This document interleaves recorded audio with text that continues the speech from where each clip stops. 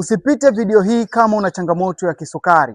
Mgonjwa wa kisukari, nisikilize kwa umakini. Sukari yako haikuanza ghafla, bali ni mtindo wako wa maisha wa kila siku ndio ambao umeweza kusababisha leo hii mwili wako umeshindwa kutumia sukari, kiasi kwamba sukari yote imeweza kubaki kwenye damu, haitumiki ndani kama nishati, na ndio maana leo hii unasumbuka sana na changamoto za kisukari. Sasa ukweli ni kwamba unaweza kutatua tatizo moja kwa moja, lakini hautatumia madawa ya kemikali, kwa sababu changamoto ya kisukari ililetwa na vyakula ambavyo ulikuwa ukivitumia mara zote. Hivyo ili uweze kukaa sawa, uweze kupona kabisa moja kwa moja changamoto hiyo, inakuhitaji uweze kuitibia natural, asilia, kwa maana kutokana na vyakula ambavyo utakuwa unavitumia wakati wote, lakini pia na dawa ambazo zitaenda kuondoa madhara, na dawa hizi tunasema kwamba zinatokana na virutubisho ama vitu asilia. Sasa hapa leo hii nina package ambayo ya mgonjwa wangu inaenda USA, ameshalipia package yake.